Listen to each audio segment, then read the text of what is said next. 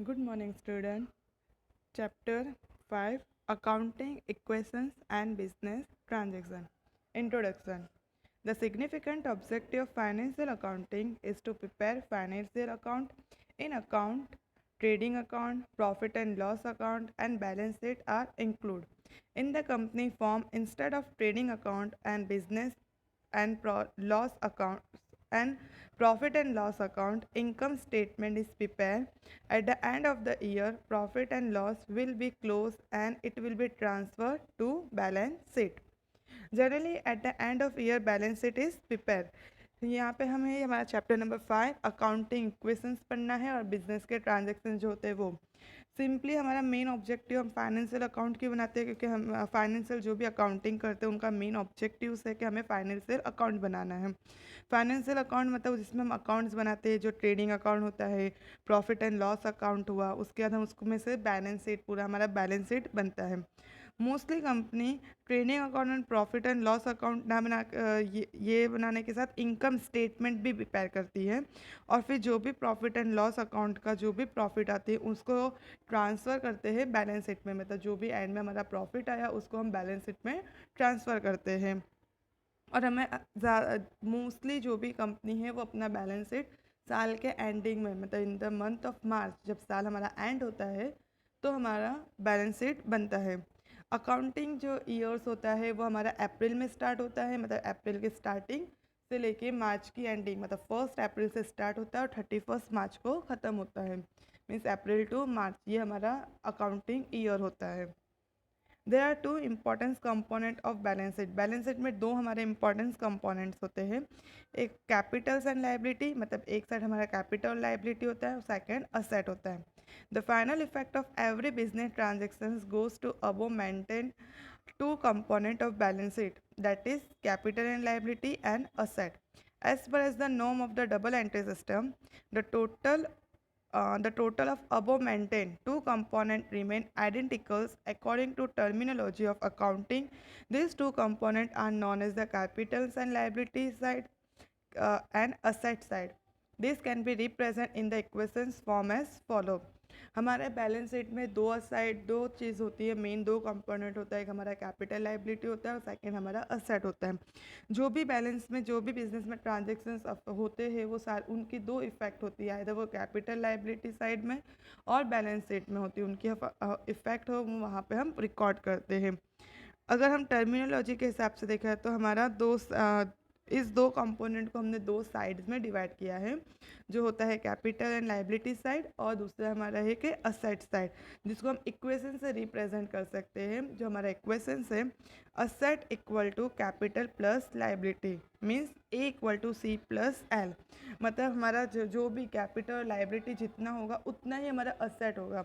अगर मेरा सपोज कि मेरा असेट 1 लाख का है तो मेरा कैपिटल प्लस लाइबिलिटी भी 1 लाख ही होगा, मीन्स हमेशा इक्वल होगा, दोनों साइड टैली होगा, दोनों साइड बैलेंस सेम होगा और वो हमेशा कैपिटल का total equal to capital plus liability का टोटल इक्वल टू असेट होगा। जितना असेट का टोटल उतना ही कैपिटल और लाइबिलिटी का। कैपिटल का मतलब सेम, जो बिजनेस में इन्वेस्ट किया है वो सारा कैपिटल्स, एंड लाइबिलिटी का मतलब जो भी हमने कर्जा लिया, जो भी हमारे ऊपर कर्जा है वो सारी हमारी लाइबिलिटी। असेट मीन्स हमारी प्रॉपर्टी, जो भी हमारे बिजनेस में प्रॉपर्टीज होते हैं वो असेट्स होता है। हमारा अकाउंटिंग जो इक्वेशंस और ट्रांजेक्शन्स है वो बहुत सारे वे से हो सकता है, जैसे कि ट्रांजेक्शन रिलेटेड टू गुड्स, जैसे हमने क्या परचेस किया, परचेस रिटर्न से सेल्स रिटर्न, वो हमारा गुड्स से रिलेटेड ट्रांजेक्शन्स हो गया। रेवेन्यू एक्सपेंस रिलेटेड ट्रांजेक्शन्स के कितना रेंट रिसीव हुआ है, कितना कमीशन रिसीव हुआ है, डिविडेंट है एक्सेट्रा, या फिर सैलरी पे किया है, वेजेस पे किया है, ये सारा हमारा रेवेन्यू या एक्सपेंस रिलेटेड हो सकता है। असेट परचेज सेल्स ट्रांजेक्शन्स के हमने असेट परचेज किया है या फिर असेट सेल्स किया है etcetera. Transaction related to borrowing of funds, अगर हमने कुछ पैसे बोरो किए हैं, मीन्स हमने कुछ पैसे उधार लिए हैं या फिर हमने लैंडिंग किया है, मतलब हमने किसी को लोन में दिया है, हमने कुछ पैसे किसी को दिए हैं, तो वो सारा भी हमारा ट्रांजेक्शन्स होते हैं, वो सारा भी हमें रिकॉर्ड्स करना है। हमारा इससे ये जो भी हमारा है अबाउट ट्रांजेक्शन, उसकी इफ़ेक्ट क्या हो सकती है, आइदर हमारा कैपिटल इंक्रीज़ होगा या डिक्रीज़ होगा। मीन्स हमारा जो भी कैपिटल से या लाइबिलिटी है वो हमारा इंक्रीज़ हो सकता है या डिक्रीज़ हो सकता है, और जो भी हमारा असेट होगा या फिर वो इंक्रीज़ हो सकता है या फिर वो डिक्रीज़ हो सकता है। देखिए कि यहाँ पे हमारा एग्जाम्पल नंबर 1 है, journal entry are written as follow and effect of transaction is explain in equation form. पहले तो हमारा यहाँ पे जर्नल एंट्री दिया है, पहले हमें जर्नल एंट्री रिटर्न मतलब जर्नल एंट्री लिखनी है पूरे उसकी, और फिर उसकी इफेक्ट बतानी है कि कैपिटल्स कितना है, कैपिटल लाइबिलिटी, और उसमें असेट कितना है। ये कंफर्म याद रखना है कि जितना असेट होगा उतना ही कैपिटल प्लस लाइबिलिटी होगा। ये हमारा इक्वेशन से कि A = C + L। तो पहला हमारा ट्रांजेक्शन दिया है, brought ₹50,000 and commerce business, means 50,000 rupees हम बिज़नेस में लेके आके हमारा बिज़नेस स्टार्टअप करें, बिज़नेस को चालू कर रहे हैं। तो इसकी हम जर्नल एंट्री, जो हमने ऑलरेडी चैप्टर नंबर 4 में जर्नल एंट्री जनरल पढ़ा है, कि जर्नल एंट्री में हमने वो रूल्स पढ़े थे, 3 रूल्स जो डेबिट क्रेडिट के रूल्स थे, गोल्डन रूल्स, उसी के हिसाब से हमें जर्नल एंट्री करनी है कि बिज़नेस में पैसे आ रहे हैं तो cash account debited to capitals 50,000 50। Effect क्या हुई कि कैश हमारा इंक्रीज़ हुआ है क्योंकि कैश बिजनेस में आ रहा है तो पैसे बढ़ रहे हैं, और कैपिटल वो भी हमारा इंक्रीज़ हो रहा है।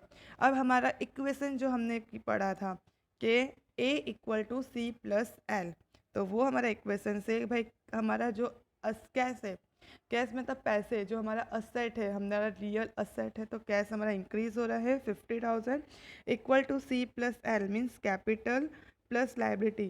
तो यहाँ पे हमारा क्या है कि 50,000 हमने कैपिटल ब्रॉड किया है तो वो हमारा कैपिटल होगा 50,000।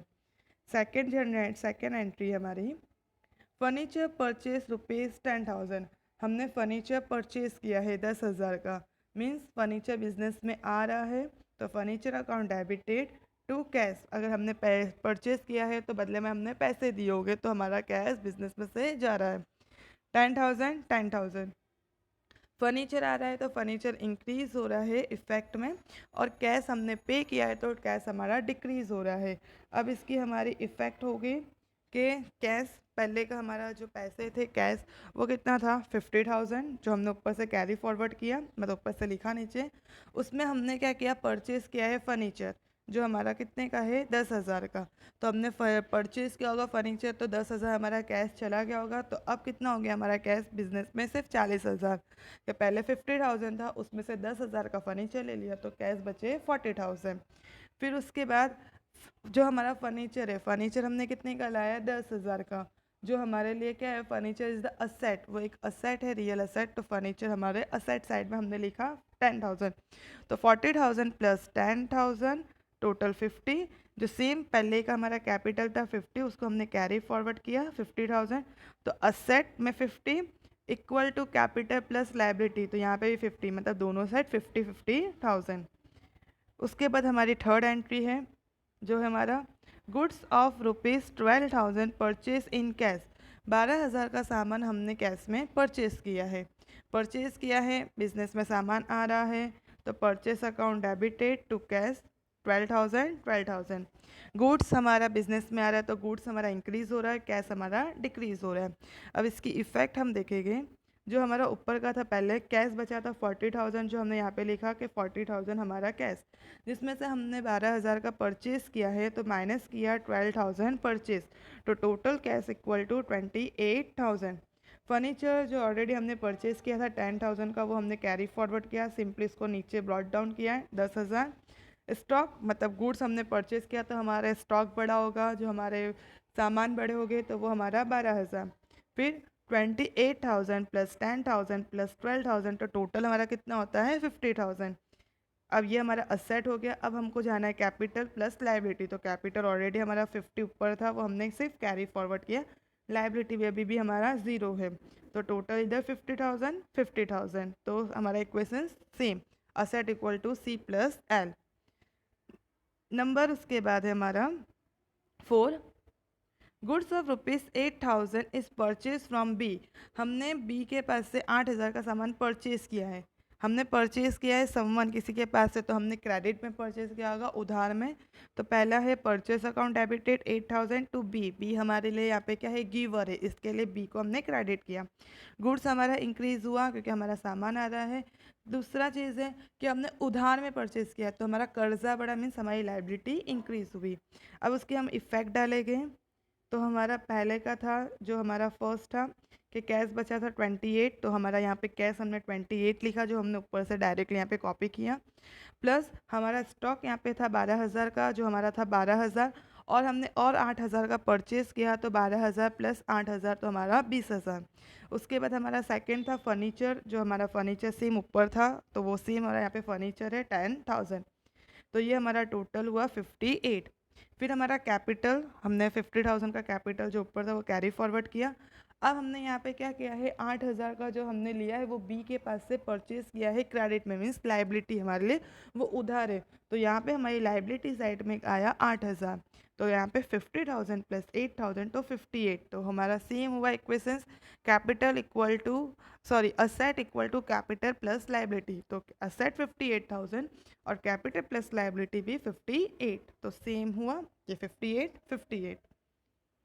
Number 5, goods of ₹7,000 is sold for ₹10,000 in cash. कि हमने 7,000 का सामान बेचा है, सॉरी 7,000 का सामान हमने 10,000 में बेचा है। ये हमारा एक वो है कि भाई 7,000 का सामान हमने 10 से बेचा, तो कैश हमारे पास कितने आए, 10,000, क्योंकि हमने 10,000 में बेचा और हमने सेल्स किया तो 10,000। तो इसकी इफेक्ट क्या हुई कि कैश हमारा बढ़ा और सामान हमारा बिजनेस से जा रहा है तो वो हमारा डिक्रीज हुआ। अब इसकी हम इफेक्ट यहाँ पे डालेंगे। जो ऑलरेडी हमारा हमने ऊपर से कैश लिखा 28,000। अब 28 में हमारा क्या हो रहा है कि हमने गुड्स को बेचा कितने में, 10,000, तो 10,000 और हमारे पास पैसे आ रहे। 28 प्लस 10,000 जो हमारे पास कैश आया किसके फॉर्म में, सेल्स के फॉर्म में, तो वो 38 हुआ टोटल। स्टॉक हमारा यहाँ पे था 20,000 का, जो हमने परचेज करके स्टॉक बनाया था, तो हमने यहाँ पर 20,000 स्टॉक लिखा, जिसमें से हमने 7,000 का ही सामान बेचा था। इसके लिए हमने यहाँ पे 7,000 ही लिखा है कि 7,000 का सेल किया है, तो हमारा 13,000। फर्नीचर हमारा 10,000, ये हमने टोटल किया 61। अब हमारा कैपिटल ऑलरेडी 50 था, हमने 50 लिखा क्योंकि कैपिटल में कुछ भी नहीं हुआ। प्लस हमने 10,000 का 7,000 का सामान जो 10 में बेचा था, तो 3,000 का हमको प्रॉफिट हुआ। तो जो भी प्रॉफिट होता है वो हम कैपिटल में प्लस करते हैं। तो हमने यहाँ पे प्रॉफिट प्लस किया, तो 50 प्लस 3,000 हमारा 53। और हमारा सेम लाइबिलिटी हमारा 8,000 का था, वो सेम 8,000 का था, तो यहाँ पे 8,000 लाइबिलिटी। फिर नंबर 6 हमारा है, अब है नंबर 6 जो हमारा है ₹6,000 पेड फॉर वेजेस।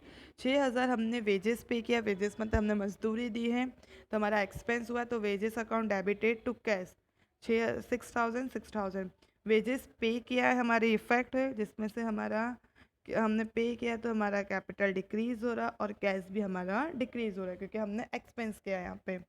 तो हमारे इसकी इफेक्ट आएगी जो हमने किया, कैश हमारा ऑलरेडी 38,000 जो ऊपर था टोटल वो हमने यहाँ पे लिखा, कैरी फॉरवर्ड किया, उसमें से हमने 6,000 वेजेस पे किया, तो हमने माइनस किया 6,000, तो हुआ 32 हमारा कैश।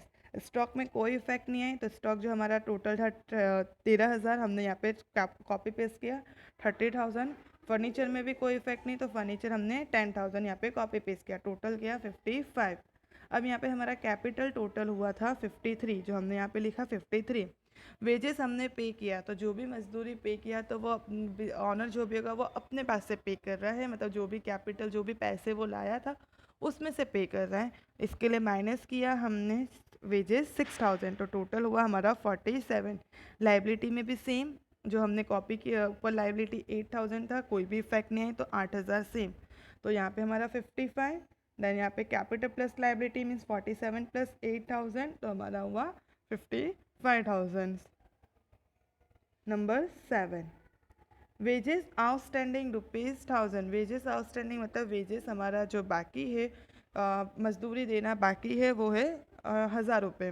तो वेजेस हमारे लिए एक्सपेंस है, तो wages account debited to outstanding wages. Outstanding wages मतलब हमारा अभी देना बाकी, हमने पैसे नहीं दिए, वो हमारा देना बाकी है, तो इसके लिए हमने लिखा टू आउटस्टैंडिंग वेजेस ₹1000। तो कैपिटल डिक्रीज़ हुआ क्योंकि हमको वेजेस पे करना है, एंड दूसरी हमारी लाइबिलिटी इंक्रीज़ हो रही है क्योंकि हमने हमारे को 1000 रुपये है वो हमको मजदूरी देना भी बाकी है, तो वो हमारे लिए कर्जा है, हमारे लिए उधार है एक तरह से। तो इसकी इफ़ेक्ट हम देखें, कैश में हमारा कोई इफेक्ट नहीं है, हमारा 32 पहले का था सेम 32,000 क्योंकि हमारे पैसे कोई गए नहीं, कुछ भी आया नहीं, सेम। स्टॉक में कोई इफेक्ट नहीं क्योंकि स्टॉक में भी कुछ नहीं आया, कुछ नहीं गया, तो स्टॉक भी 13,000। फर्नीचर भी कोई इफेक्ट नहीं क्योंकि फर्नीचर में भी कुछ नहीं हुआ, तो वो 10,000 का 10, तो टोटल 55। यहाँ पे हमारा कैपिटल था 47,000, जिसमें से हमें 1,000 क्या है, हमारे लिए कर्जा है, उधार है, मतलब हमारे लिए वो एक तरह से हमारे लिए एक्सपेंस है, तो हमने 1,000 माइनस किया क्योंकि लाइबिलिटी हमारी डिक्रीज़ हो रही है, तो ये हो गया 46,000। सेम लाइबिलिटी में हमारा 8,000 था पहले का जो हमने कैरी किया, लेकिन और हमारा वेजेस मतलब 1,000 हमारा भी वेजेस बाकी है देना, मीन्स हमारे लिए वो हमारा कर्जा है, लाइबिलिटी है, तो हमने 8,000 में प्लस किया 1,000, तो 9, तो 46 प्लस 9,000 55। तो हमारा इक्वेशंस बना वो same, asset equal to capital plus liability, तो कैपिटल 55,000 एंड असेट 55,000 और कैपिटल प्लस लाइबिलिटी भी 55,000। तो ये हमारा सेम हमने ऑलरेडी जो चैप्टर नंबर 4 में किया था उस हफ्ते हम जनरल एंट्री पहले पास करते हैं, फिर हम उसकी इफेक्ट देखते हैं क्या इंक्रीज़ हो रहा है क्या डिक्रीज़ हो रहा है, वो इफेक्ट दिया, फिर हम इक्वेशंस में पुट करते हैं जो हमारा इक्वेशंस है कि capital asset equal to capital plus liability, तो जितना हमारा असेट होगा उतना ही हमारा कैपिटल और लाइबिलिटी का जो भी दोनों का टोटल उतना ही होना चाहिए, उससे ना ही कम ना ही ज़्यादा, मीन्स दोनों साइड हमारा इक्वल होना चाहिए, टैली होना चाहिए। Thank you.